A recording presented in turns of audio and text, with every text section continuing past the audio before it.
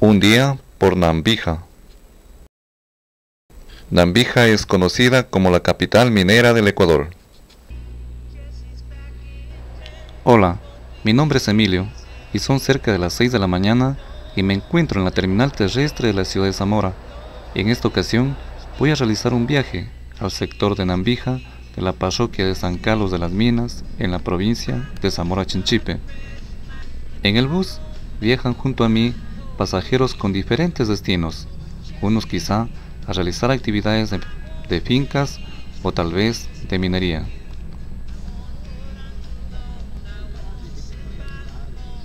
Después de haber iniciado el viaje desde Zamora y por el lapso de unos 20 minutos, el conductor toca el claxon como señal de llegada al poblado de Namírez. En la vía troncal amazónica de Zamora y Anzasa y la esquina de la calle que va al puente Carrozable en la parada o punto de encuentro para coger la unidad de transportes tipo ranchera y viajar al sector de Nambija.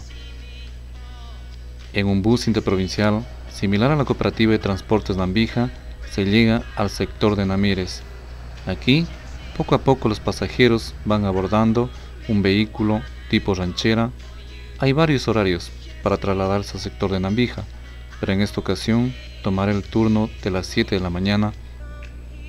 Y cuando son las 7 de la mañana es la hora de partir con rumbo a Nambija, lugar al que llego después de 2 horas aproximadamente. Claro, antes se pasa por el poblado de San Carlos de las Minas en una distancia aproximada de 8 kilómetros desde Namírez. En el año 2008 se construye el puente Namírez sobre el río Zamora, que permitió unir a través de la vía Carrozable a la parroquia.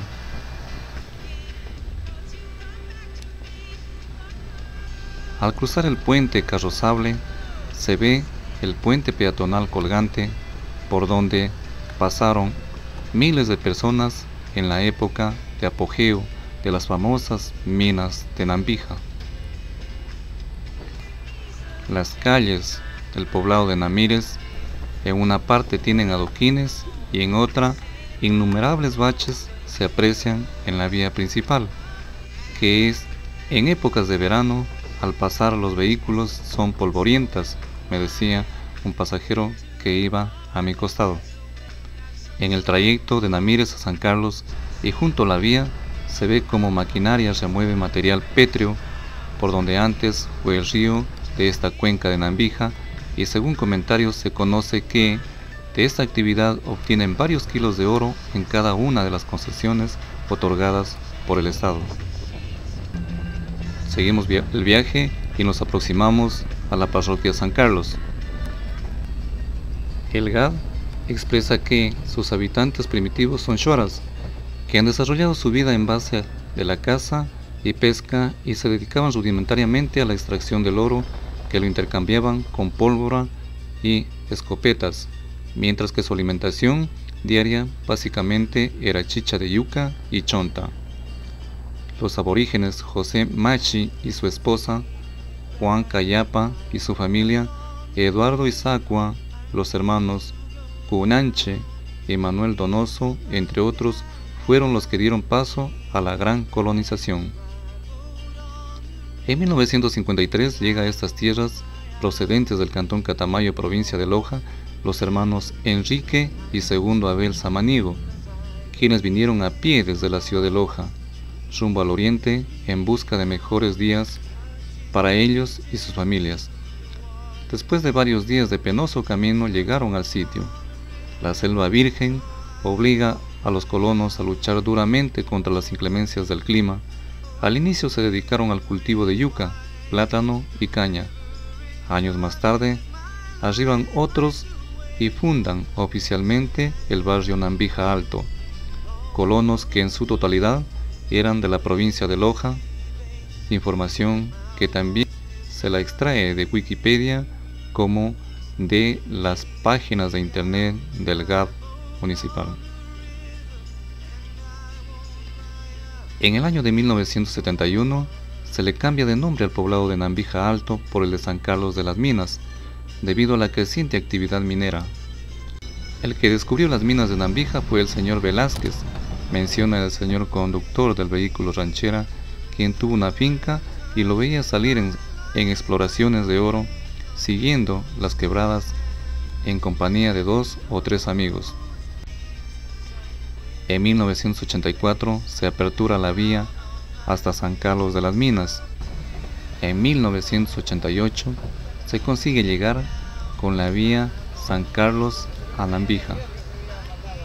El poblado de San Carlos de las Minas se convierte en el paso a las famosas minas de oro de Nambija y otros sectores aledaños como Cerro Colorado, Campanas, Campanillas, Sultanas del Cóndor, Comisasa.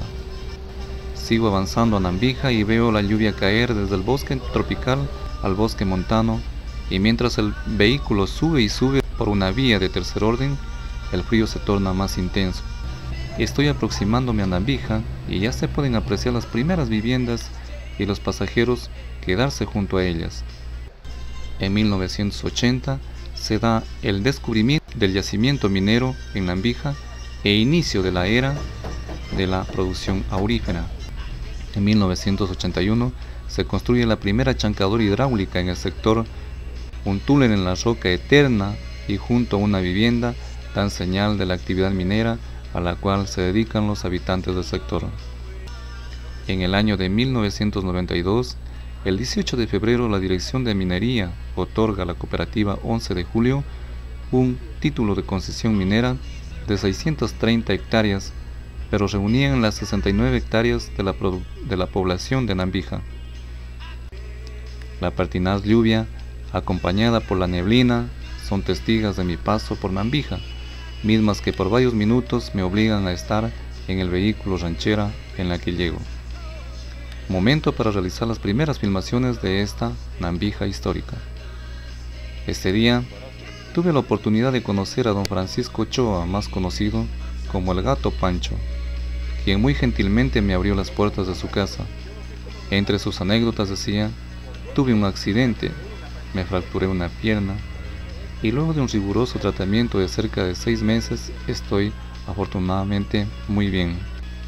Francisco decía que él es oriundo de la costa y que ingresó a Nambija por los años 80 y tenía que caminar por el lapso de un día de ida y otro de vuelta para proveerse de alimentos desde Namires.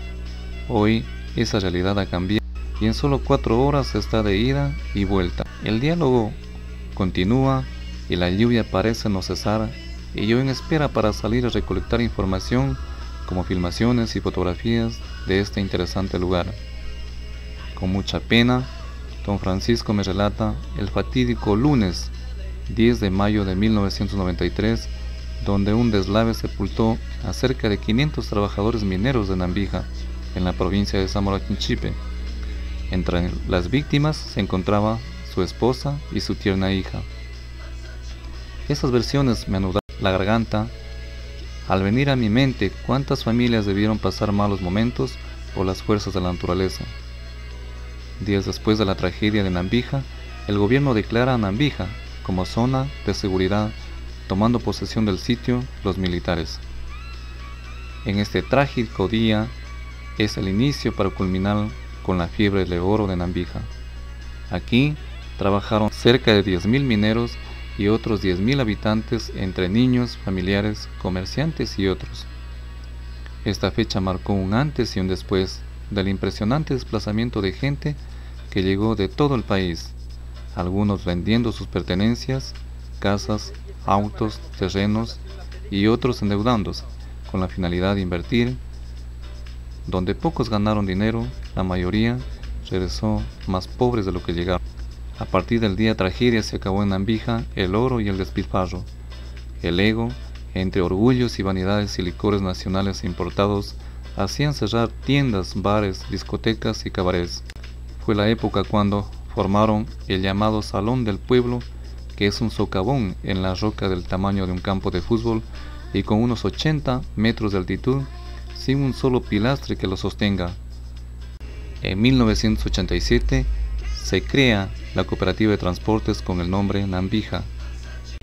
Dentro y fuera de Nambija, muchos hablaban del oro, y la fiebre fue tal que llegó a oídos de grandes empresarios y fue cuando la compañía Andos compra a los mineros del lugar cerca del 85% de las áreas y labores mineras, gastando $10 millones, y por la falta de recursos la empresa abandonó el sector, lugar a la que posteriormente algunos mineros han retornado, según informa un texto Luis Padilla y al que también es Voz Populi.